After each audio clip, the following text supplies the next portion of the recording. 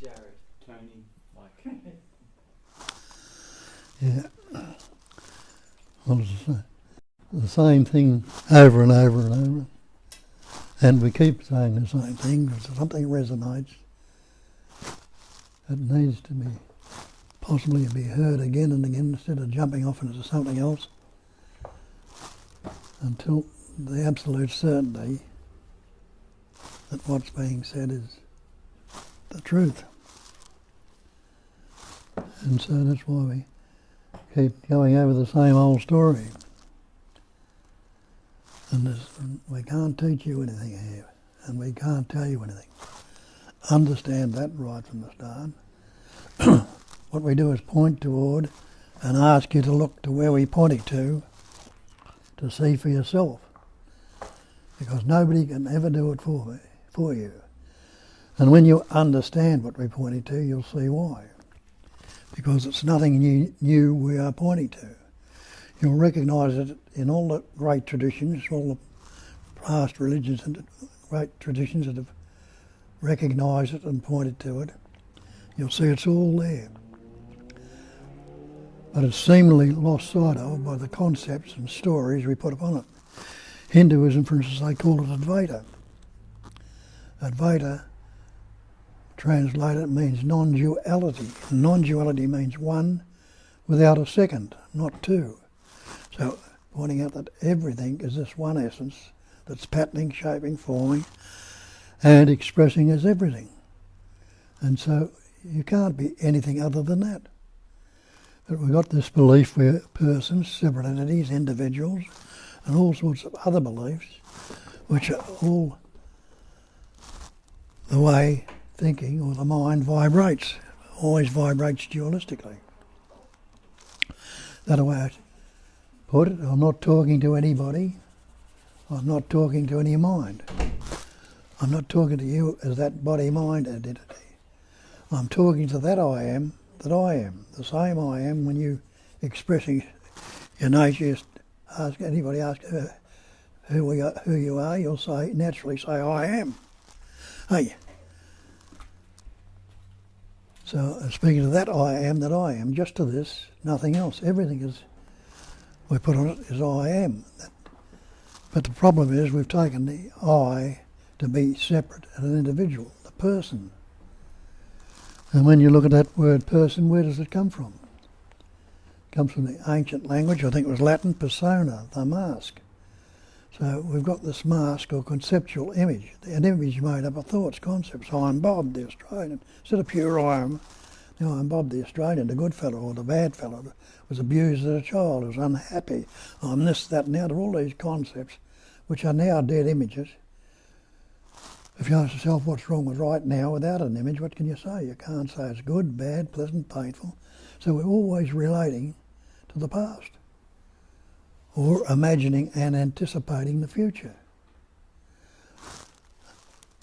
And they say, you've got to try and stay in the now. But I don't say that here. I say try and get out of the now. Because when you look at it, and you realise everything is this immediacy right here, right now. And recognise that time itself is a mental concept. If you ask yourself, is there a past? Or don't think about it, what can you say? You can't say there's a past without a thought. And that's what Shakespeare told you a few hundred years ago, when he says there's nothing either good or bad, but thinking makes it so. So it's thinking that's dividing it, or discriminating. So going back to the non-duality, in Hinduism they call that Sat Chit Ananda, Nama Rupa. Sat is existence, Chit is consciousness, Ananda is loving to be or the bliss of being, the Nama is the name we put upon ourselves, me, Bob, and the form is this body through which that name is expressing through. So the name and form, Nama Rupa, are Maya. They tell you this in the scriptures. Maya meaning illusion, and it's a phenomenal manifestation, which is what it will tell you. It's a phenomenal. Look up your dictionary definition of phenomena, and the definition of phenomena, that which appears to be. So you and I and everything in this room and outside of the room is appearance only. seemingly so. It's not the actuality, the real. The real is the basic intelligence energy, or the basic space and silence and stillness of which everything appears in. The emptiness. And Buddha told you that a couple of thousand years ago when he made the statement that emptiness is form. Called it a cognising emptiness. But we think we are cognising the emptiness. But it's not. It's the emptiness itself that has that capacity of cognising. The mind's not telling you you're cognising. It's cognising is there and it's translated. The cognising. So in that cognising emptiness, he made the statement that emptiness is form, pointing out again that all this manifestation is shapes and forms, patterns. And the form can be nothing other than the emptiness. Pointing out again clearly that it's only that one essence. Now take that Sat, Chit, Ananda. Sat is existence. Chit is consciousness. Ananda is loving to be, or the blessed being. And the Nama Rupa are the body mind. Now, is anyone not existing right now? No, you must say, no, I'm existing, I'm here, right here. Anyone who's not conscious or unaware. So you're not unaware, are you? If you're not unaware, you must be aware. And you must be conscious, not unconscious, so you must be conscious. And anyone who's not happy to be, you'd rather be than not be, wouldn't you? We wouldn't want to be dead. So you recognise you are that existence, you are that consciousness, you are that loving to be, already. So it's not a matter of trying to acquire or become something, which we've taken on the idea we are this separate entity, this persona, this mask. And if we do this practice, repeat this mantra, sit in this meditation, go to the next teacher or read this next book, you will become something. But have a look at that. You are being right now. Satchitananda is another name for Satchitananda, being, knowing and loving to be. And I say, you can't negate your beingness. So, you are that being. So being can never be becoming, or becoming can never be being. And we think if we do this and do that, we will become something. But how? When there's no such thing as becoming. It's only everything is pure being right now. And you know that in your language also. If you call God the Supreme Being, if you believe in a God, you'll call God the Supreme Being. And we believe ourselves human beings. What happens if you cancel out the label supreme and take off the label human and try and separate the beingness in this room? And you realise everything in this room is pure being. It's being a chair, it's being the carpet, it's being the room itself, it's being the mirror, it's being you, me, and everything. The same outside. That's being a tree, it's being a flower, it's being the sky. Everything is that pure being. And it's not becoming anything. It starts off as the beingness, it's still the same being, this vibrating, patterning, shaping and forming into seemingly different patterns. So don't use the term God here. Don't use that because we can get confused with that term. Hey, come in.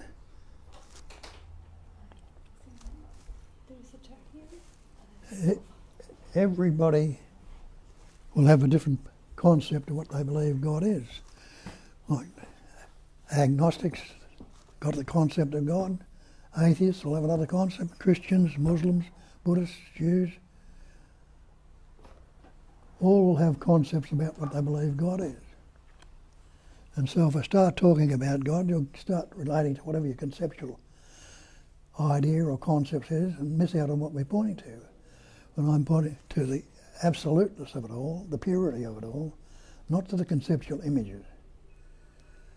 So look along these lines which we're pointing to. And we say the false cannot stand up to investigation. That's why we need to investigate and see for ourselves. But we've taken on this belief that we are these human beings, and whatever your traditional belief is, whatever your parents were, or whatever you've taken on yourself, we load that down on ourselves too. So we need to look at all these things.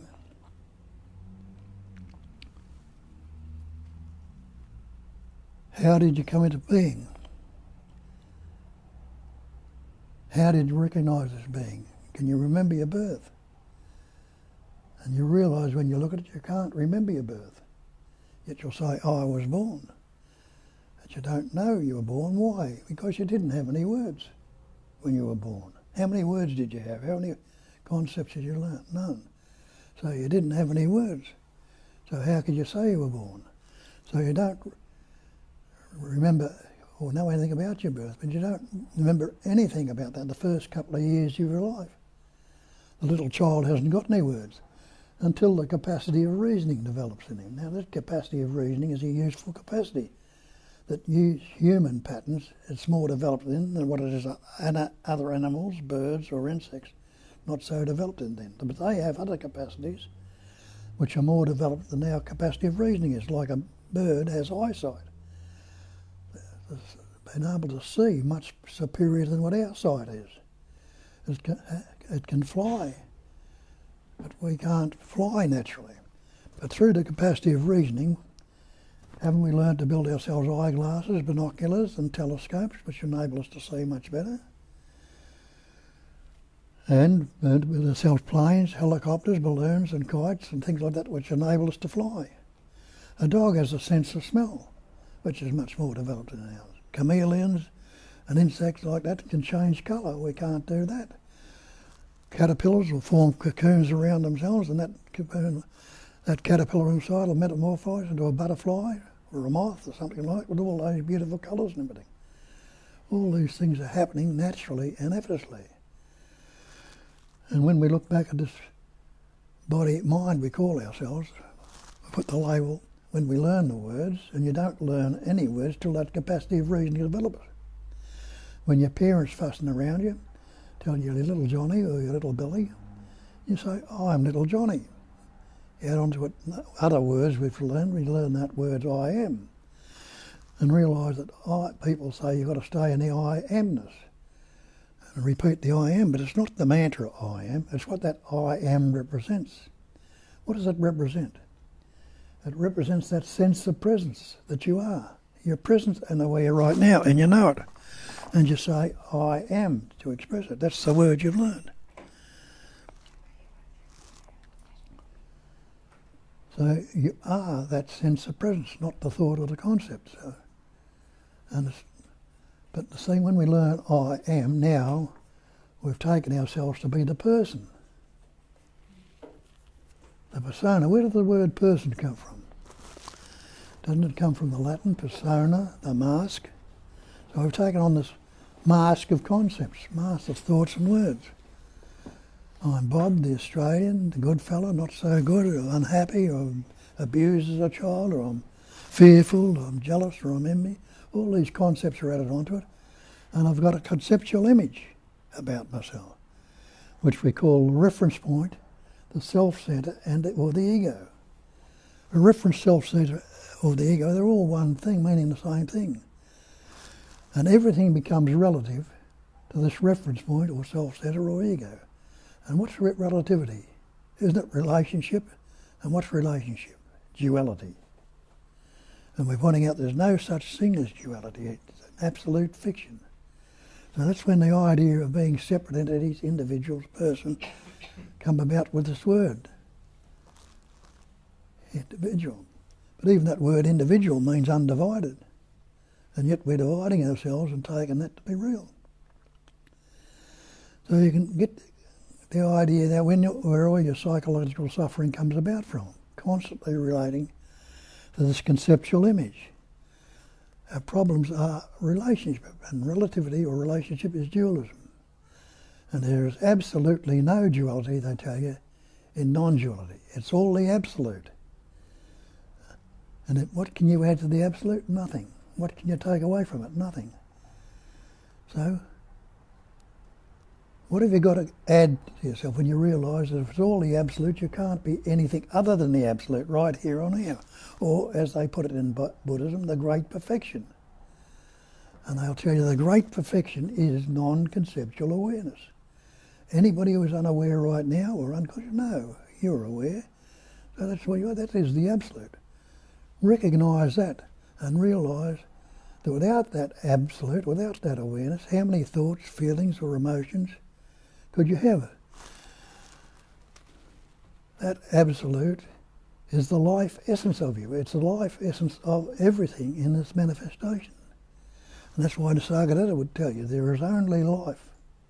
There is nobody who lives a life. And he says life lives on life. For out of life more life comes. When you question that and look at it, you'll see it so.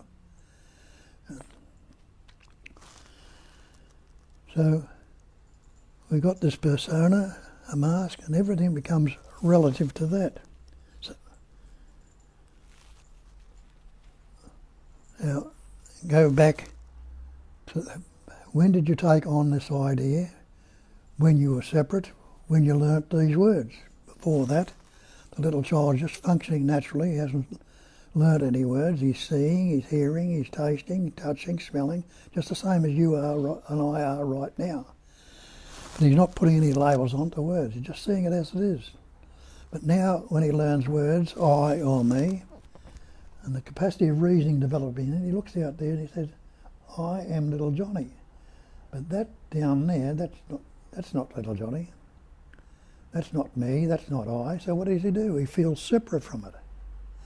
And that's when the sense of separation first comes upon us. And with that sense of separation comes insecurity and vulnerability. When we've got this, we'll start relating to the separate entity, we feel very insecure about it because we don't know what that is down there. We haven't understood it or learnt what it is yet. So we're insecure about it and very vulnerable. We don't know what it can do to us. And that's when our problem first really starts from then on. From then on we're trying to become whole and complete because we've taken on the belief that we are separate.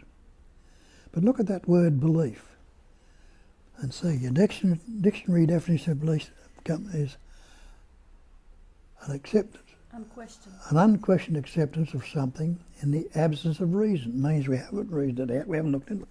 We've taken it on face value of what our parents told us or what our schools, society and nation tells us without it.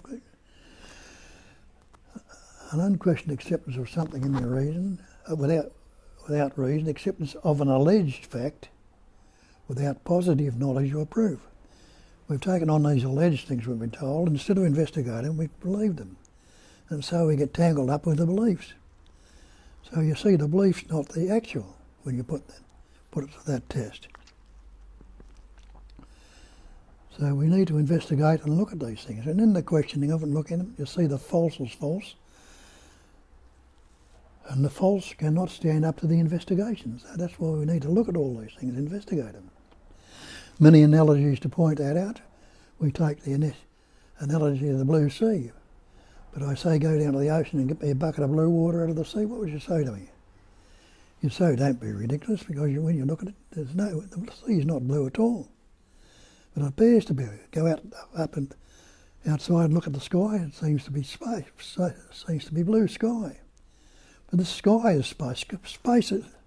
Space is only emptiness. The sky is space. Where's the blueness? Go up in a plane 30,000 feet. Is the blueness coming in the ports of the plane? It's not. It's always further out when you look at it. It's not right there. So you see, it's always something away from you. People stood on the shore years ago and looked out to where the sea and the sky met the horizon. They were told, don't go out there, you'll fall off the edge of the earth. And people believed it then. Who would believe it today? Nobody, because it's been investigated. And they say the earth's not flat, it's round. The snake and the rope is another one they tell us in the scriptures. A fellow steps out of his room on a wet night, it's been raining, and there's a piece of wet rope outside, he steps on it and it rolls under him. He doesn't know what it is, he immediately thinks he's trodden on a snake. And immediately his hair stands on end, the goose pimples come up and the fear and the trembling start, and he can imagine the bite, the poison going through, and all sorts of fear comes up because of this. Somebody comes up and shines a torch on it, see look, it's only a piece of wet rope. He immediately sees it. And he gets a great sense of relief. But because the body's been stirred up with the trembling and the function, it doesn't die down straight away. And it takes a little while to settle down. And when you start to investigate the things that are going on in your body, these sorts of things are happening all the time. We've got all these conceptual images and relate to them and keep reinforcing them. And so we miss out. Now with that capacity of reasoning, and he learns the words, I or me, and he starts reading, I am little Johnny, his parents tell him. And that becomes what he believes. You can't do much with I or me, so he adds on to it, I'm Bob, the Australian, the good fella. I had a bad childhood, I was abused, or I'm unhappy, or people don't like me, or I'm introverted. All these concepts are added onto it. And they're all dead images, all based on the past. As I say, I don't use the term God, I use the term intelligence energy. And that's not it. That's just another concept. But it's pointing out that I'm not this body-mind for a start off. Just a concept. Intelligence energy. Now have a look at that. When I'm talking about intelligence, I'm not talking about your intellect. Because there are different degrees of intellect in this room. Some of you are smarter than what I'm likely to be. Some mightn't be quite so smart, but there are different degrees of it. But look out there in nature. Take your leaf from nature, because we want to is the natural state, as in nature. Everything is as in nature. And you'll see, look out there in the galaxy, planets, stars are forming or moving around, exploding or imploding. Tides are coming in and out, and seasons coming and going, Earth rolling around the sun as day and night. All sorts of movement or activity is going on. And what's moving it and changing it?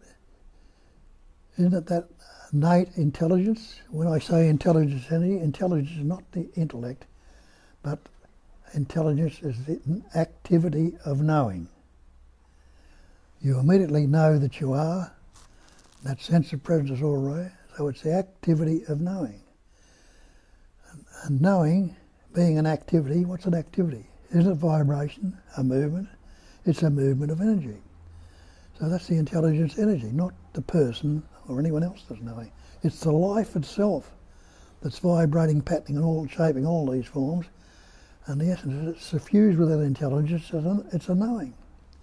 Going back to the Satchitananda, the being, knowing and loving to be. That's intelligence energy, vibrating into all these patterns, or the absolute. So it's never moved away or changed from that. But we've got these concepts that we've taken and have a look at it, how that functions. Just like out there in nature, there's steam, water and ice. The steam comes about through the heat of the sun, radiates and evaporates the water, and that rises as steam, cools down and becomes the liquid fluid water, and then that cools down a bit more to become ice. Three aspects of the one. Have a look at this in your life. It's thought, feeling and emotion. They're the same thing, three aspects different. Thought's very subtle. You can be thinking subtly there that don't recognise that thinking is going on until it becomes a bit more solid or substantial. Substantial. Solid or substantial. Yeah, becomes a bit more. It becomes into a feeling or a sensation. That's all a sensation is a feeling. And what have we done? We've labelled it from the past. This sensation is fear. I've had it before, how do I know? Well, this one's anger. And this one's unhappiness. This one's depression. This one's guilt. We put those old labels with them. Instead of continually seeing them fresh and new, we put the old labels on and keep reinforcing a dead image, because that label's gone now. If you ask yourself what's wrong with right now, if you don't think about it, what can you say? Can you say it's good, bad, pleasant, painful, happy or unsafe? You can't. Unless you relate it to the old sensation we got. This one's come up before, and it's fear. So see what we've done? We've labelled ourselves down with all these dead images instead of seeing them fresh and new. This comes up, we immediately start labeling it as fear or anger. Instead of looking at it as fresh and new, put the old sensation label on it. Instead of seeing it fresh and new, if you see it fresh and new, It might not be as you're labelled. You might see it in a totally different light and get a different take on things. But we're constantly relating to the old and suffering accordingly. And it doesn't have to be that way. So how does that all happen? Well, something comes up and you like it. How do you know? Well, I've had this before. I put the whole label on it. This is good. And we want this one again. We don't want the good things to go. So we put the label on it, and not realising that everything in this manifestation is transient. There is nothing in it whatsoever that's static, standing, and there is no self-nature to anything. It's all a continually vibrating intelligence energy. So, instead of seeing it fresh and new, and realise that it is static, because when you look at that and investigate, you recognise you haven't got the same body you walked into this room with. You might think it's the same, but when you investigate, you'll see there are thousands of cells dying in it right now and being replaced. Not one or two, but thousands of them. And you don't notice it because it's happening seemingly in the moment. But when you look back on what your body was like 5 years ago, you'll know it's changed, it's transient. But you don't realise the transient. Every moment is fresh and new. We're not seeing that. We're relating it to the old and sticking with the old. And the old is the past. And can the past keep up with life? It can't. So we get left behind by relating to the past all the time, trying to keep up. And that's when we get into all this psychological suffering. So we're starting from behind our 8 ball. Instead of starting fresh and new, we've got to try and fix the past first and then go into the now. But you can't. The past. When you look at time, you'll see time's a mental concept. Is there a past if you don't think about it? Without a thought, you can't say there's a past or a future. But you'll say, I was in the past. And I'll say, all right, try and live yesterday. Try and live a moment ago. Go back and try and live it. You can't go back and live yesterday or even a moment ago. You can recall it, but you're recalling the same old thing. So you can't live a moment in the past. And so try and live a moment in the future. You can anticipate and imagine what you're going to do when you leave here or next week or next year. But that anticipation and imagination is only going on right in this moment. And what you're anticipating and imagining as a future hasn't happened yet. That's why people say, you've got to try and stay in the now. I'll say, try and get out of it. You can't, because it's always a spontaneous nowness, if you like to call it. When does now begin? Have a look at that. You use that concept, well, I'll try and grab the now. All right, it's happening right now, so I'll grab it right now. But even as you're saying that, it's moved on, hasn't it? So you recognise it if you investigate and see through it, that it's constantly transient. And we're trying to keep up with it. Now, this ego, this fictitious entity we've formed, is made up of concepts, ideas and images. Go back again. When did you begin? You'll say, oh, I was born, but you can't remember your birth. When did you begin? Well, investigate and see for yourself. We'll go back as far as your father and your mother, and you can take it back further than that if you like to investigate and look at it. That animating life essence, which is the same animal life essence that's patterning, shaping and forming through that pattern you call you, through the essence of the food eaten by your father, got the nourishment out of that, and the prana, the air he's breathing, you got the essence out of that, and labelled in that little pattern, little microscopic particle called a sperm to form. You can't see it with your naked eye, but that sperm was suffused with intelligence, energy. It knew what to do. And the same life essence in the mother, through the food and the prana again, enabled in that pattern another little microscopic particle called an egg or an ovum to form. And that was suffused with intelligence also. It knew what to do. It attached itself to the wall of the uterus. It wasn't floating around accidentally. It attached itself to the wall of the uterus. And the sperm knew what to do. It swam to the ovum. And again, it wasn't just a blob of goo. It has the capacity of swimming. And it also, intelligence in it, knew where to swim to and what to do when it got there. It penetrated the ovum. And when those two came together, what happened? They penetrated the intelligence, life energy in them, doubled that cell, redoubled it, and formed a little embryo, the little fetus, which is what you are today. You might remember that, but that's what you are today. It's grown and changed and endless, transient, like everything else. So what were you doing about it then? When you said about to grow a brain cell or a heart cell or a tongue or a voice, all these things happen spontaneously and naturally. The transient, the change is happening like it is right now, like it is in this manifestation. Emptiness is form. It's forming, patterning, shaping form, and the form's nothing other than emptiness. It's all doing that. So, see, those thoughts come up, as I said before, and we like it. How do you know? Well, I've experienced it before. So I'm relating to a dead image experience, and I want to keep the things we like. We don't want them to go, not realising that they are transient. But in the recognition that they are transient, they're going to change, and you realise that no matter how much you love them, how much you want to keep them there, how much you want to cling to them, hang on to them, they're going to change. And isn't that happening in your life? You're changing yourself, and everything around you changes. Some of your loved ones might have died, some of them moved on. You've changed your idea or image about them.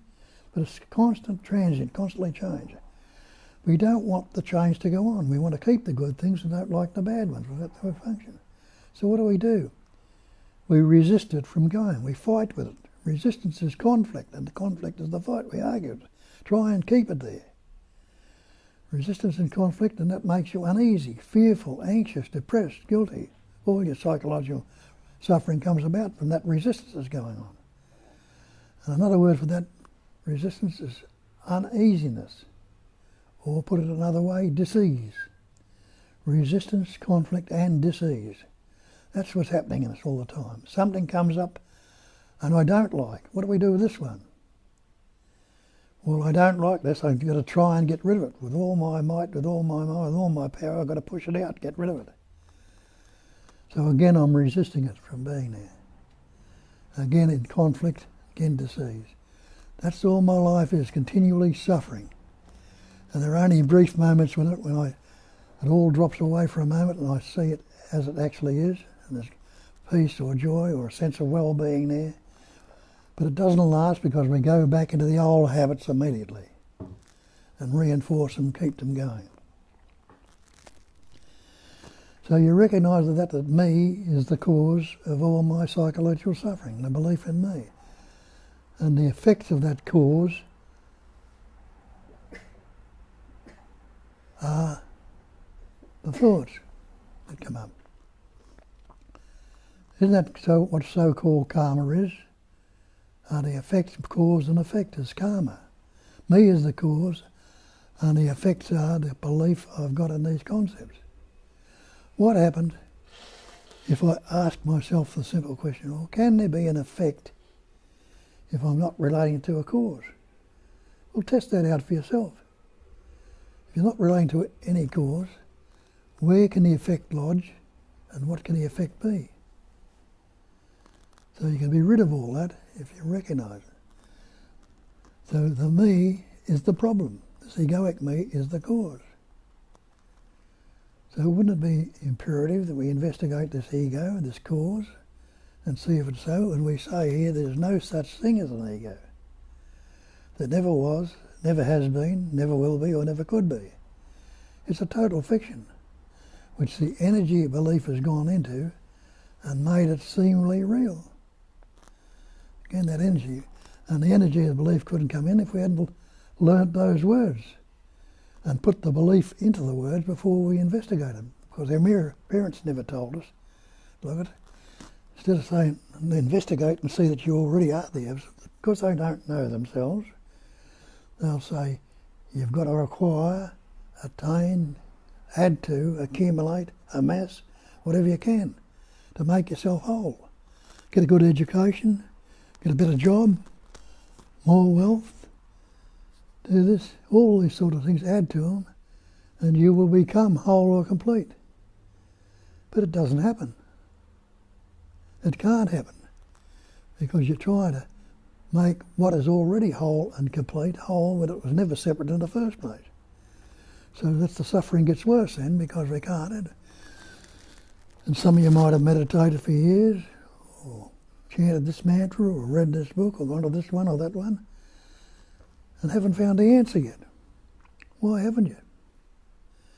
Well, it might just dawn on you then, come about, just had a sense of, maybe I've been looking in the wrong direction.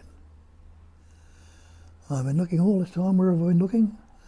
I've been looking in the mind, trying to work it out in the mind, and never found the answer there.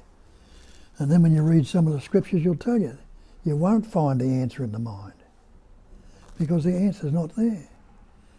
And you'll never ever get peace of mind.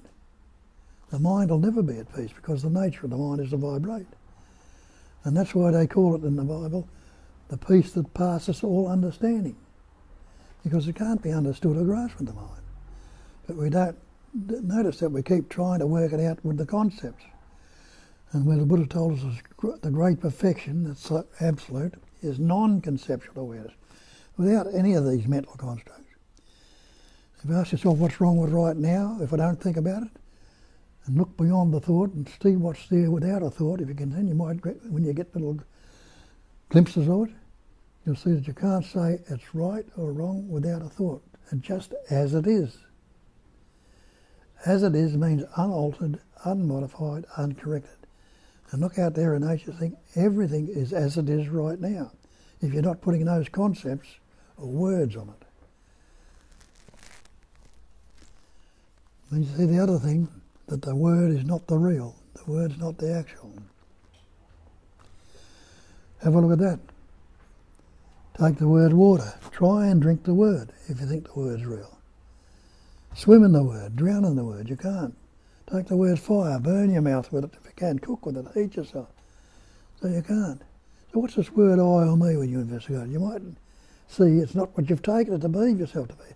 That's not what you've conceptually, following on your parents, the school and society, have put on it. See it fresh and new. It's just another label. It can be very useful. The word can be very useful, but the word is not the real. It's not the thing. We put so many words or labels on things. Everything we put a word on. That's what I told you in the Bible. In the beginning was the Word. The Word was with God. The Word was God. That's all that God is a word, another label we put on it. All things were made by Him, by the Word. And isn't that so? That's the chair, that's the carpet, that's the tree, that's the flower, that's space. That's God, that's the universe. All things were made by Him. There was nothing made that was what was made without the Word. So it's the Word, which is the life itself, that is what is forming, patterning, shaping and everything. And the Word is not the real. So the manifestation can't be real either. And when you investigate that, you'll see it's constantly transing and changing. So we need to investigate that. And we've added all these words onto there. Something comes up and I like it. No, I'll do it this way. You're seeing right now and you're hearing right now. Isn't that a fact? You say, yeah, I'm seeing, I'm hearing. But ask yourself this, does my eye tell me I see? Well, no. My eye is not saying, look at this, Bob, that's good, that's better. My eye can't say anything else at all, not a thing. But the thought I see is translating it. The same with the hearing. My ear is not saying, look at this, Bob, or hear that, it's a good tune. That's this, it can't say anything at all. But again, it's translated by the thought I hear. Now, that thought I see and the thought I hear is not a true thought anymore. Because what have we done to that thought? We've added onto it the conceptual images you've got. I, me, Bob, this conceptual image, am seeing. And I, me, Bob, the conceptual image, is hearing thoughts. So it's not the thought, the eye seeing or the ear hearing, it's the translation by the thought. But the thought is no longer a pure translation. Now the thought I see comes up. Have a look at that. Well, is that true? Can the thought I see actually see? Can a thought see? Shut your eyes, look around the room with your eyes closed. See what you can see with a thought. And you can't see anything with a thought. You can imagine concepts or ideas, but actual seeing, you can't see anything with your eyes closed with a thought. So the thought, though it's translating and everything, there's no use to you without that life essence of it. The same with the thought I hear. Block your ears off and see what you can hear with the thought. And you realise you can't hear anything. To the thought I am aware. You know, can that awareness, can you be aware of anything with a thought? The thought I am aware is not your awareness. Have a look at that. The thought I see can't see. The thought I hear can't hear. The thought I am aware is not your awareness. Another one we think is true. The thought is a thought I choose. We think we choose our thoughts. Well, for a start off, tell me what your next thought's going to be. You can't. The thought I choose can't choose. Why would you have an unhappy or miserable or anxious or fearful thought if you could choose them? You can't. These things come up. So you see this thought up entity, this ego that we're given all the credit for, can't see, can't be aware, hear, can't be aware, can't choose, not doing your breathing, not beating your heart, can't do anything at all. It's a total fiction. And yet this is what we believe in and reinforce and keep going to it, trying to work it out with this conceptual image. You might say, when they say they won't find the answer in the mind. Now look at that. If you won't find the answer in the mind, where are you going to find it? And you look at every direction I look will always be in the mind. What way is there out of the mind? Full stop. It's the only way out. So when you learn to look beyond the thought, what's said, and get that pause, and recognise with that pause, you're still seeing, you're still hearing, you haven't stopped breathing, your heart hasn't stopped beating. The intelligence entity, the awareness is still there, the functioning is still going on, but it's not thought-based. Thought's only a translator. So what's doing it? Well, take that life essence out of the body, the intelligence entity, and you've got a corpse. Now that corpse has got eyes still before it rots, got ears, got heart, lungs, kidneys, all the organs are there, but without that life essence, can they do anything at all? Nothing whatsoever. So what must be doing it? What must you be? You must be the thoughts, the feelings or the emotions or the mind, or must you be the intelligence energy? You must be you are that intelligence energy. And that's the same intelligence entity that's rolling the earth around the sun, causing the tides to come in and out, the seasons to come and go. And it's the same intelligence entity that's breathing you, that's beating your heart, that's growing your hair and your fingernails. It's replacing cells in your body and causing thoughts to come, to arise. Thinking's happening. So you must begin pointing out that you are the life itself. And that's what Christ told you. I am the way, I am the truth, I am the life. Not talking about himself, talking about that sense of presence. Sense of presence that expresses of the thought, I am. That's the way, that's the truth, that's the life. Negate that presence right now, that sense of being right now. You can't. So you must be that. But the thing is, we've attributed to the conceptual image, the mind, rather than see its life itself that's patterning, shaping, forming, expressing as everything. And you can't be anything other than that. And that's the Mahavakya, or the great mantra, I am that. And don't you innately already know that? Because don't you say that's the chair, that's the carpet, that's the mirror, that's the room, that's the tree outside, that's the flower, that's the sky, that's you, that's me. Everything is that which we've put concepts or labels on that differentiate them. Put the words on. Instead of saying, that's Tony, we see Tony as that pattern of energy, that body mind. But it's just another word we put on it. It's all the one essence, patterning, shaping, forming, and expressing as everything. That's what I say needs to happen. You need to investigate these things and see for yourself. And some of you have looked into it. Some of you have had glimpses of it. Every one of us have had glimpses of it out throughout our life. But the whole habit pattern that we've so related to has come back, and we've seemingly lost sight of it and obscured it. Like a good analogy for that is like go outside in a cloudy day. And would you say the sun is not in the sky? The sun's seemingly obscured by the cloud. But you know well, because you've investigated, the sun has never left the sky because you investigated it out. And when you recognise yourself, what's formed the cloud? And you realise the sun itself forms the cloud. Now the sun doesn't know anything about the cloud. The great manifestation of the sun, that great, it can't, it's not, can never be totally obscured by clouds. The clouds might form blocks here and there in it, and though it seems that the whole sky as we see it in other places, it'll always be free. It seemingly formed the cloud, the sun itself. Now the sun doesn't know anything about the cloud, but the nature of the sun is to shine or to radiate. And in that radiation or heat, what does it do? It evaporates water. The water rises and cools down when it gets up to a certain height and cools down and forms a cloud. Forms a cloud which seemingly obscures the sun. But the sun is not obscured at all. It's only seemingly so. And the sun, the cloud will blow away or it'll disperse or come down as rain or ice or snow, seemingly solidifying.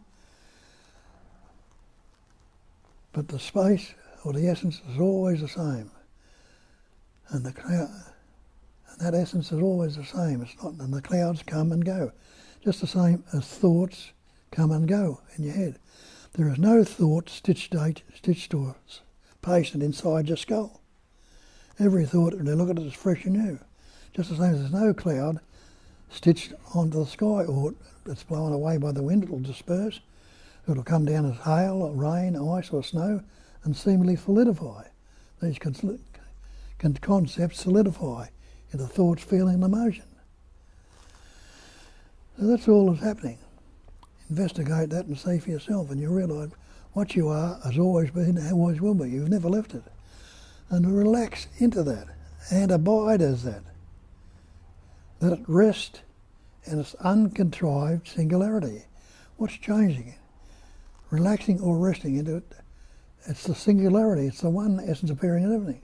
But when we contrive it, form thoughts, concepts, and discriminating it, contriving it, we're causing all our problems for ourselves. It doesn't have to be that way. Look along those lines and see for yourself, and you realise you've always had glimpses of it, and they've seemingly gone away. And what's happened there? The cloud has seemingly come back again. And you'll say, I've lost it. If it's all, what do I call it? The total, what is the total? Absolute. It's all the absolute. How can it ever go? And how can it ever come back? It's always and ever that. The vibrating patterns, shapes and forms might change and alter and seem to be so. But are they the reality? They're not. They're only the appearance. Nama Rupa, they're the name and form. All Maya, which is a phenomenal manifestation, and the definition of phenomena is that which appears to be. An appearance is only seemingly so. But go back and recognise your true nature and realise I am that. I've always never been that. I've never been anything other than that, never could be. So you're going to go back and believe that the person has come back then? Though you go out back there in the manifestation, there's 99.9% of the population coming from that point of view. Very few recognise it. And so we seem to get caught up in it. You go out there and try and stay with it, unless you're going to get a bit of a hold on it, they can drag you into it, suck you back in again. But you get stable in it, and instead of them sucking you back in, what do? You'll suck them out of it, because they'll see the change in you, and they'll want to know what this brought this change about, and they'll ask you the question, and then they might recognise it too. That's why people come to these things, to look into it, investigate and see for themselves. Something that's moved them to look a bit further. And the body-mind idea or the conceptual minds we've got, but some of it doesn't move, doesn't change. But it all happens by itself. So, some of you had glimpses of it or seen it, or some of you can put it in different terms, gone further with it. And others you might have doubts or questions or arguments, and that's the only way to get out of it. Cognise, to doubt it, to question and investigate and see for yourself. So away you go. Don't get into it. Ask your question. Tell us what you know.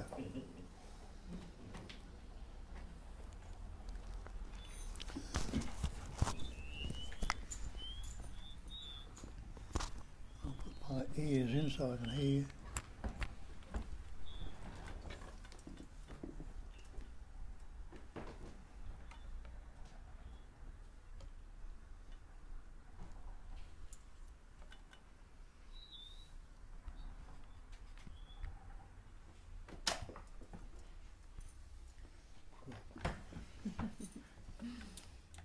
Any reflections?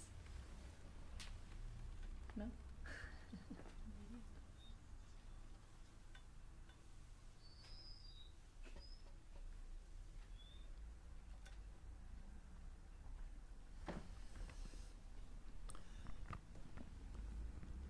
Have a look what's happening there. There's seeing, hearing, tasting, touching, smelling, thinking. It's all happening spontaneously and naturally. Thought comes up and you immediately relate it to the conceptual image you have of it yourself. Say, I think. I think this thought. What's happened? The thinking has been divided into subject, thinker, and thought, object, duality. But ask yourself this, can there be a thinker without thinking? And you realise, no, thinking's first, I'm thinking. So there can't be a thinker, which is the subject, without thinking. Can there be the object without thinking? There can't. So you realise that subject, object are false. The actuality is the thinking. Do the same with seeing. Say, I see, subject, I see the chair, object. Feeling, I feel this sensation, subject, and whatever comes up as the label on it, the anger, the fear, become the object. So it's all comes about, the division is all conceptual. No reality to it. But the actuality is the living, the being, the tasting, the touching, smelling. The one essence of patterning, shaping and forming and expressing as everything, and know for certain that I am that.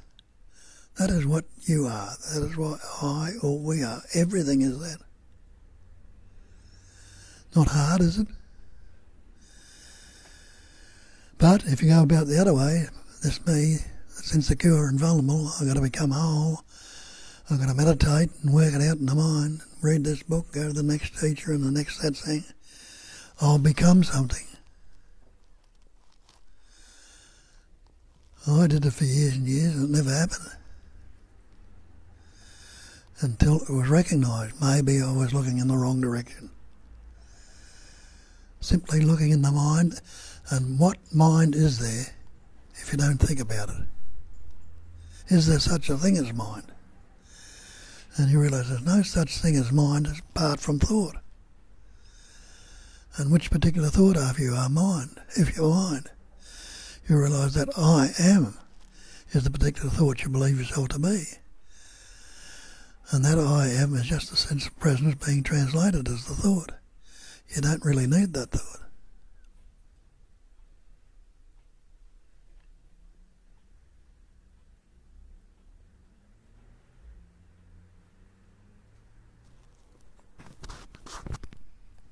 I just add something because I think that's a really practical way that you Bob sometimes say. Just have to fix this one. Instead of looking for our true nature or looking for what we are, it's better to actually see what obscures that sense of presence for what we are not. Like everything that is conceivable or perceivable is not the ultimate observer or knower. So if I see the body is there, it means it's an object in consciousness, or the mind is there, is an object, the personality is an object, the feelings, emotions, they're all passing, changing objects. And there seem to be something that is never changing that can register the change, and that is called non-conceptual awareness, or the cognizing emptiness. The emptiness that has the capacity to cognize, and to see how this natural knowing of that emptiness is obscured by the idea. Because, as Bob is saying, what I am, I'm already that. Whatever the that means, that is everything. That is carpet, ceiling, whatever. But what obscures that? Only an idea. When I take up an idea that I'm a woman, I'm a human being, then belief goes into that idea, and the sense of union with all that is, or sense of being nothing or being everything, is lost, because it has been traded for the thought. And now you have this nice saying of Banki: why change unborn Buddha mind for thought? Unborn Buddha mind is the mind that is empty and clean and pure. And then when we exchange it for the idea, and now what is it? What is that idea? I am Bob, Australian, or whatever, I'm Cat, Polish, whatever. Or any other identification. Some people have identification, strong identification with the personality. Well, but I am a Cancerian, or I am Enneagram 3, or I am introvert. Some other people have strong identification with the idea of being vulnerable, or being fragile, or being fearful of rejection. Those are all ideas. Without those ideas, there is no identification. And without identification, there is no problem. Without the thought, there is no problem. Without identification, there is just being. And of course, all that shows in that ocean of being, waves of feelings, emotions, thoughts, problems, dramas. But if they are just passing phenomena on that screen, and I am the cognizing emptiness, just plain awareness, which is privileged to actually see the passing phenomena, to see the whole dance, the music, the whole orchestra, that's where the freedom is. Because if things, events are not personal, they're not serious, they're not important, they're not going to bind me, they're not going to hurt me, they lose their sting. And they're still there. They're still there, the day and the night and the winter and the summer and the sickness and the health, they're all there. But they enjoy it in a way that is much more organic, much more impersonal, much more free. And that's the invitation, and that's possible. And as Bob says, everyone knows that, because everyone was a baby before they learned language, before they started labeling things out of the field of probability. They knew that state. And also everyone wakes up in the morning, and before the download comes down, oh, it's Sunday, we have to go for a meeting. That's the emptiness. And also throughout the day, when we are in the flow, let's say we are blown by the beauty of something, or we are completely gone in the functioning. There is no thinking, there is no commentary, there is no constructing of separate entity or self. Those moments are called natural state. Those are Buddha nature. There's nothing more to it. Of course, there are insights that bring that blissful, ecstatic moments of recognition. But the natural state is as in nature. That is just a natural state, because we have the imagination or the ideas that, oh yeah, but enlightenment is an endless orgasm. Well, that's a concept. That's an idea. That's an idea that blocks us from seeing what's naturally present here and now. And of course, we are biased to follow the idea of bliss or idea of pleasure and avoid the idea of pain. And seeing that bias, seeing that tendency to look for bliss or for pleasure and avoid the pain, that's also coming back to that cognizing emptiness, being the cognizing emptiness that see the pattern of wanting pleasure, showing up and moving the body or not moving the body. But that's the pattern, seeing the pattern as impersonal, because that's how the body was conditioned. I didn't choose to be this way. I didn't choose my personality or anything at all.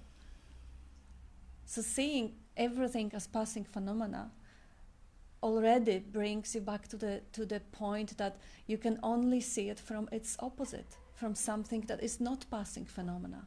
And the cognizing emptiness is a wrong word to say it is something that is not a passing phenomena, because it's not even a something. If it was a something, it was already a passing phenomena. But it is the cognizing emptiness, which is not a nothing either.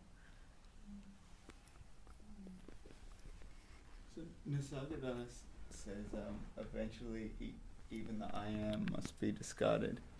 Sure. So does that mean that the isness and the knowingness is also an appearance?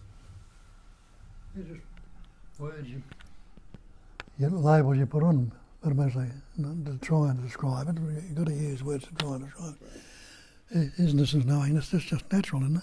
Cat's not saying it, knows that it is right now without saying isness or anything. Yeah. So do you.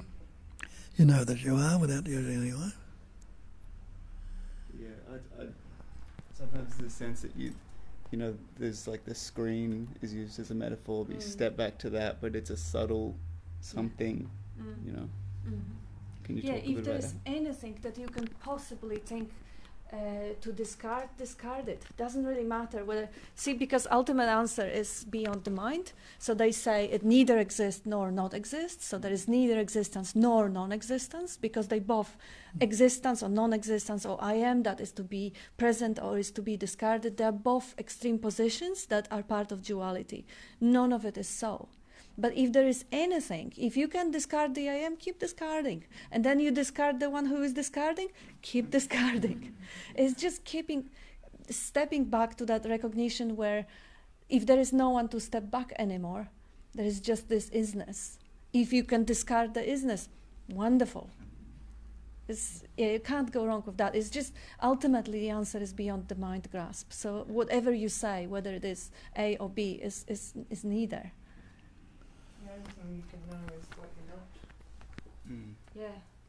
Because noumenon is non-describable. Phenomenon is phenomenon. All the objects are phenomenon. So the only thing you can know is what you're not, and you can know intellectually the fact of your own being. But when you take away the story about the fact of your own being, can you negate your beingness? You know that you are. Again, that's just a story about knowing that you are, but you really are. Yeah. That's the only thing you know for sure, and that's a knowing. Yeah. Before you even say that word I am, just say that I am, there we go. There's a sense of presence there, isn't there? An awareness of that. Right here, right now, without saying I am or anything. Do you disappear without the word? You know, pure presence. And if you like to put the other label on, awareness, you're not unaware. Just what is. That's is. Not was or will be.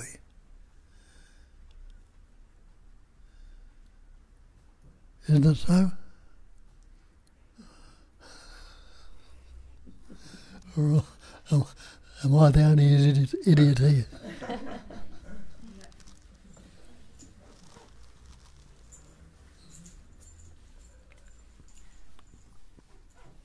And also you can see, just because we use that term discarding, you can see how impossible it is for you to do anything at all, including discarding. It's just it's a recognition that happens spontaneously, and it is not a recognition that is the entity doing. It's not a doing at all, not a doing involved. Just like I think on the last meeting somebody pointed out the difference between the seeing and looking. Seeing is happening, and looking is putting that laser beam of attention somewhere. So any sort of movement of attention is already a conditioned pattern that the individual will take credit for. It will say, this is my attention, this is my decision, this is my investigation, I meditate. This is my isness, this is my discarding. Exactly, yeah. Yeah, so if you're mindful of this one, it's just, You can see how spontaneously that thing happens, the recognition happens. Oopsie. And it comes from completely different place than any sort of taking credit activity. It's like Bob is often saying, it's like it dawns on you. Like even if you lose something in a house and then suddenly it just dawns on you. Ah, there it is. So the same way recognition, like, you know, there may be a train of thoughts and you may be gone in a story for a little moment. And then it dawning happened. Oh, it was just a story. So this moment you wake up from that story. And that moment of waking up is not coming from individual. You didn't make yourself to do it. Even if it comes as a consequence of taking a vow to sit for an hour in a meditation. That idea to sit for an hour in meditation, it also comes from nowhere. Like we don't know where the next thought is going to come.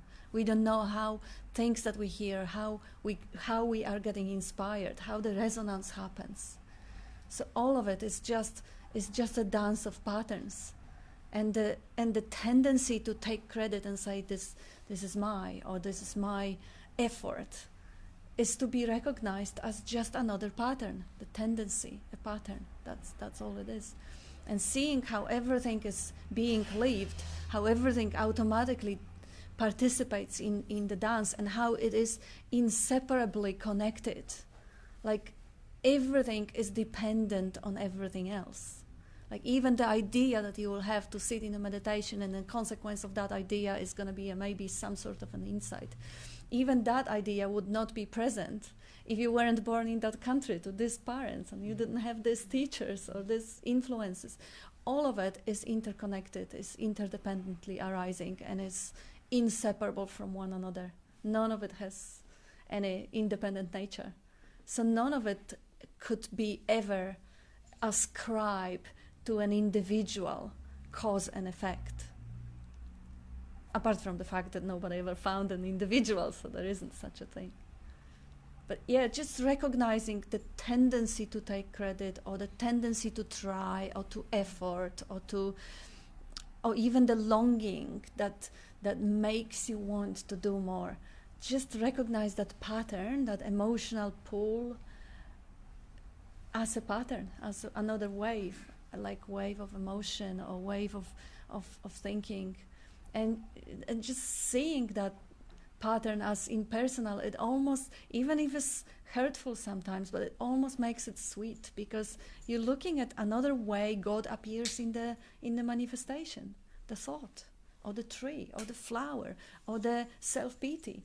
That's another way that intelligence, energy, or that emptiness becomes a form. And they all precious, they all perfect. Well, I know that pain, it doesn't really add up to the idea of preciousness and beauty, but it may.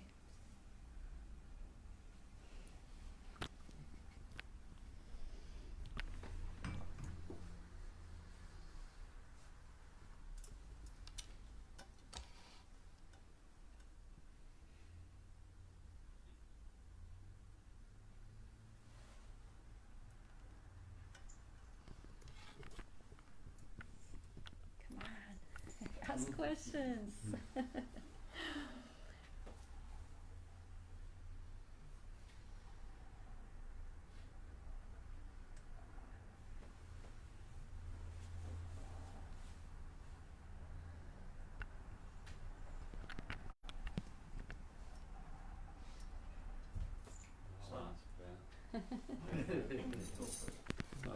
Just stepping back. Mm. Do you have tips? I mean, because it doesn't matter how far back you step. Yeah. It seems like even there's something that claims it. Yeah. So do you have any tips on stepping back, But apart from? You have already done it. You have already answered it, because to realize that there is always something that claims it. How do you know? How did you recognize that there was something that claimed it? That is already an act of recognition, that you didn't do it. There's always something that claims it. Who says that? Who knows that? See, recognition of claiming is already happening from its opposite. Bravo. That's how you do it. Keep recognizing. And I think life almost reconditions you to stop claiming, because you continue to fall on your sword all the time. Like, I'm now struck at how all the misperceiving kind of almost, I don't know, much like with anything, when you start drinking in your 20s, the only way you learn moderation is because the hangovers really suck. And so you that takes a long time. That's right. Yeah, it may take you a while to realise it. And so I'm overjoyed, because for me, I was so concerned about how all the misperceiving, all my projections failing me, seem like such a failure, such a problem. But it's only through that knowing, coming to learn, your judgments of other people, your judgments of yourself are just so ridiculous. But you can only get to that place once you've done a lot of it and been really absurd in it. Once you recognise it's only hurting you. Yeah. Even all the problems you have with people, like, even though sometimes they often deserve it, you feel like, you know, when you don't like it, when you don't like someone for some reason, and as much as you can get so righteous about it, it's so poison, you know, it's so disempowering as well, because you're like thinking all the time of that person you don't like, and then you're like, oh, I don't like that I don't like, and so it's a good poison that kind of cures you from it in a way. Or as Muji was said, you just got to build, it forces you to build spiritual muscle around it, around those relationships. And that is such a potent and brilliant pointer to see how life already does it. It already conditions you. It conditions you. Well, no, then society conditions you, and then you're reconditioned more, by life. By observing your own feedback from within, feeling your own heart. It's almost like deconditioning, really. It's deconditioning, so... Because I heard, Bob, you said something that I'd not heard you say, something around thoughts are just translations. Yes. And then the translation device has been conditioned into us by a very unreliable source. Society, very antiquated source. Absolutely. And so the fact that translation system starts corroding on you, that's the deconditioning, I suppose. And even though there's no actual practice, because there's no one to have a practice, there's a cognising of that. And you just keep going, there it is, there it is, there it is. So, and it's sort of, the minute that there it is happens, you go, because it's not you doing it, it's the emptiness. You know, that, it's hard to even explain in words, but it's, And is that there it is happening all the time that you're expressing? Is that something that's happening daily, or? Yeah. Well, I think moment so, to moment, all the time. Moment to moment. If you actually focus on your gut instinct, you will feel that moment to moment you realize there is something wrong, and you feel when there is something wrong. Like Sharna was saying, when you hate someone, you may be as right as you want, but it feels yuck. When you are superior, you're feeling that someone is inferior to you. If you pay attention, you will know moment to moment that, and those are perhaps socially conditioned interpretations, but any situation in which your body is giving you a feedback that it is not at ease, that's an invitation to actually see if there is any claiming going on, if there is any taking credit going on. Because there will be situations when you will be in a point of discomfort, but even that situations don't have to have the narrative which will translate the whole situation as the life is picking on me versus the world, me versus them. This one is a superimposition of that translation on the utterly neutral dance of life. And I love what Bob used to say, well, to me, was, if you're in the past, you're wrong. If Yeah. you're in the future, you're wrong. You know, like I'm talking about the story here, because you can never actually be in the past or the future, but the story about the past or the story about the future has to relate to a me. And the me is a story too. So if you're in the past, you're wrong. If you're in the future, you're wrong. You see that, then you go, yeah, it's a story about me and the other. It's a story about a me who's having a response to the other. Person, place or thing. Yeah. So if you're in that story, you know, you're naming and claiming. That's where it's difficult to get your head around, because you need the past to navigate this world in a way, and the future. So that's where it's Do you? difficult to understand. Do you? Look at the cats and dogs. Do they really need to conceptualize it? Because whatever your body needs to understand is already there.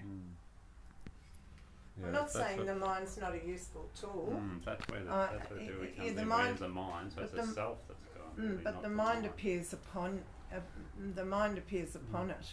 That presence that you are, and it's not the mind that's the problem.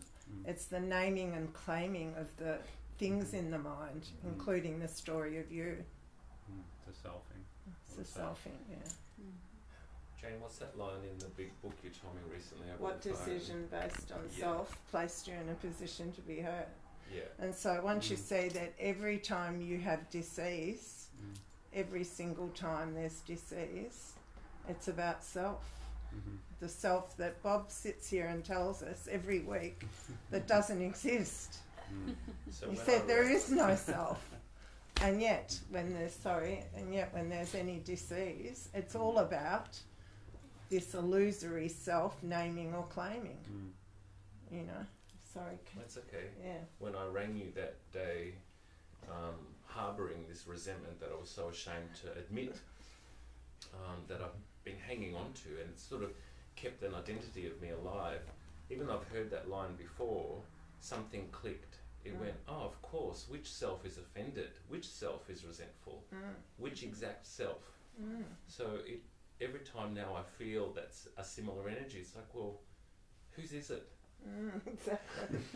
Yeah. And so it's like it's the ultimate liberation. Yes, and I think that's why I absolutely love.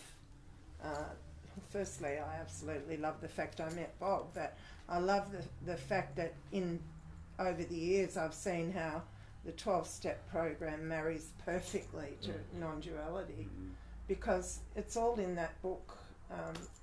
You know how it works.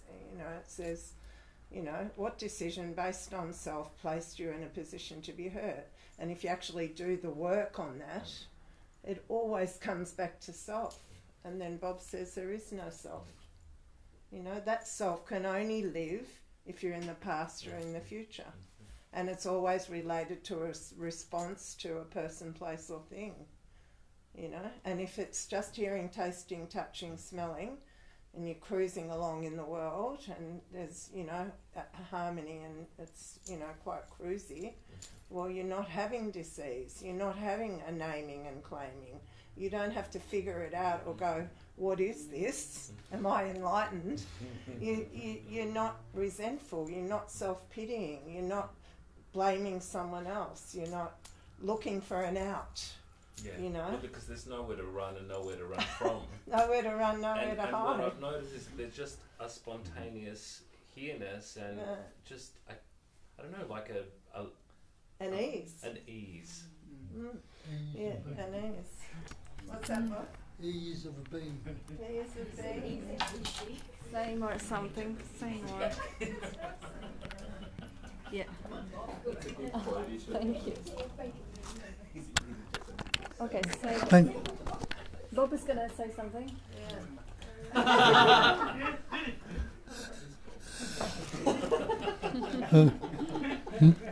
What was it, Mr.? Try and negate your beingness right now. Let it be. Let everything be. And if you drop the be, as Michael was trying to point out, there's nothing there, but there seems to be a sense there. but it's an empty sense. So when they say that liberation is not trying to gain anything, but it's discarding all the rubbish that stopped us from seeing it.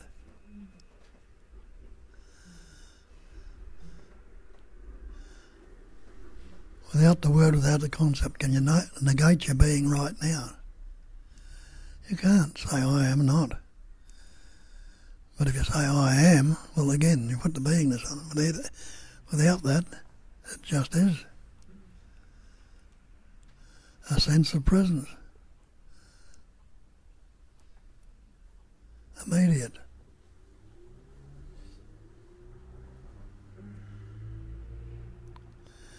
Isn't it so?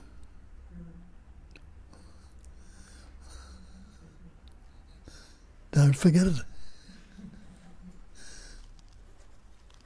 I read this beautiful thing, I don't know where I read it, probably on Facebook, I don't know who posted it, but I'd just like to share it with you.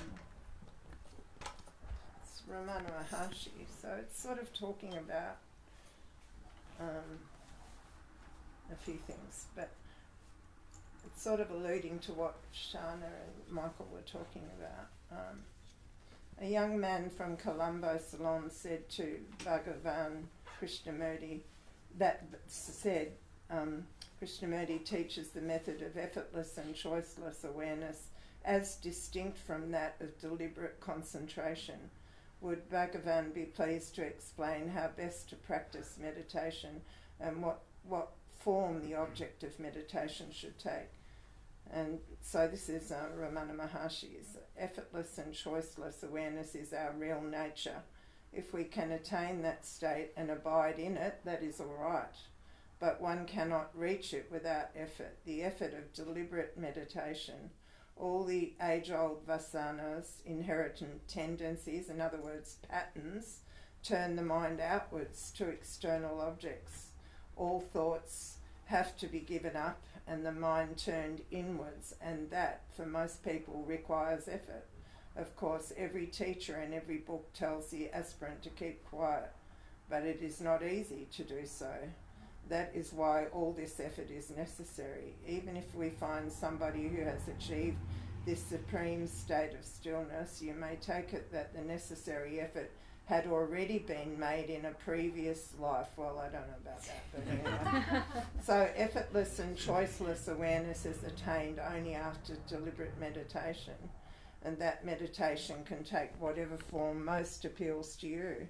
So in other words, whatever pointer works for you. That's how I see that. See what helps you to keep out all other thoughts and adopt that for your meditation. In this connection, Bhagavan quoted some verses from the great Tamil poet and saint, the gist of which is as follows: bliss will ensue if you keep still, but however much you tell your mind this truth, it will not keep still.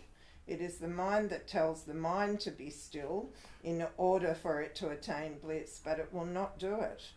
Though all the scriptures have said it, and though we hear it daily from the great ones, and even from our teacher, we are never quiet, but stay into the world of Maya, illusion and sense objects. That is why conscious, deliberate effort is needed to attain that effortless state of stillness. So in other words, the thing that works for me, is to see the decision based on self. Because whenever there's conflict or disease, it's because I'm back in the Maya. There's the and then it's bang, there it is. That works for me really quickly now because I've been doing it for 36 years. But it's a good pointer. And it's in the big book. But that conscious, deliberate effort, is that true? Do you agree with that as well? Or is it just some people might wake up to me it's a pointer. Whenever there's disease, any pointer that takes us out of the story of ourselves, because we know there is no self. But, every now and again there's a catching, there's a catching. And so I'm saying whatever works for you. I'm saying what works here is when I'm in the past or future I'm wrong, because it's related to a me that I'm naming or claiming or identifying. And it can only be in the objective mind.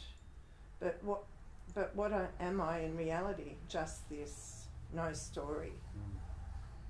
So whatever pointer works for you, I'm just saying a really quick process is what Bob said is, if you're in the past, you're wrong. If you're in the future, you're wrong. You know, because you've got to be relating to a me. And that marries to the 12-step program too. If you know, what decision based on self? Well, what's self? It's got to be a story, doesn't it?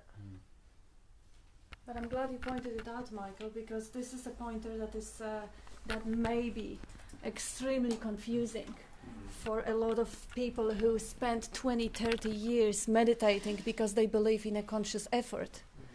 And what the conscious effort actually keep them, it keep them in the position of being a meditator, trying to put as much force as they can to manipulate the reality and get something for me.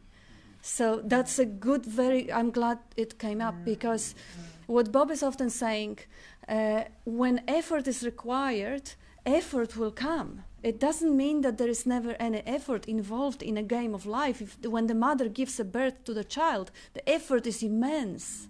But it is not the entity that is having any power to put any effort, because the entity is fiction and it has no power. Yeah. This is only a power of belief that makes people live their lives as if they were doers and decision makers and choice makers, responsible for the mistakes, for ruining their life, for wasting their potential, and all that other nonsense that comes with it. It's only the belief that keeps them in bondage. Trying to get the effortless through making effort. Haven't we done enough effort? Without trying to practice more effort. It's the thing to see through it. And the dawning, the recognition, it is effortless. It doesn't come from individual. It comes from different place. It comes from that space like cognizing emptiness. The individual is the mind, or the identification with the mind. It can move and jump and scream and throw tantrums on the floor and wave the hands and legs and do whatever. And it is just another pattern. It doesn't really... It comes from a different place. It is the movement. The mind and the activity of the mind is always a vibration, is always a movement. How can movement take you to stillness? It can't. Whatever the effort, the individual, the me, the yelling, the screaming, the biting, is a movement. Stillness is a pause when there is no conceptualizing going on. And whatever helps you get to that pause, whatever comes up for you, whatever that is, that Don't makes you go, credit. there it is. You never made any effort, nothing ever happened. Recognise it. Yeah. Yeah. Recognise. The best thing for me to do is just give up. Yeah, That's true. When That's Bob, it. when Bob, Yeah, sorry. give up the me that's trying to give up. Yeah. When Bob used to have his group in Victoria Parade, we thought about calling it the I Give Up group.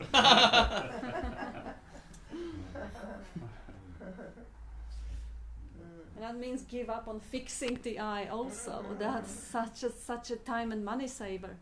In many ways, Bob, I think you're one of the most radical non-duality teachers because, well, I don't want to name names, but a lot of, I'm noticing, I've just done a month of Muji, and I mean, I see the reason behind it, but there's still, he says things like, this could be your last satsang, this could be, it kind of has everyone anticipating. And, even others, suggesting subtle practices and things like that. But, in many ways you really you're really quite more direct in that message. I was talking to a friend yesterday and, and he's been questioned about why he still wants to come and see Bob after all these years. And it's about gratitude. It's about gratitude. It's about why would you not be grateful to be with someone who took you beyond the need for further help? But I think that's why you don't have hundreds here, Bob. Because you're not selling anything. And gratitude can't be manufactured. It has to be real. It has to be a real welling up of gratitude. It can't be a false sense of gratitude. It has to be real. Could also be the contribution that brings people here. Being able to point out to others, just like you were pointed. You're doing it for others now. Yeah, could be that. Anyway, time's caught up with us. Oh, there is no time, Bob. Okay. You want to stay here another hour? Well, I'll see how long I stay.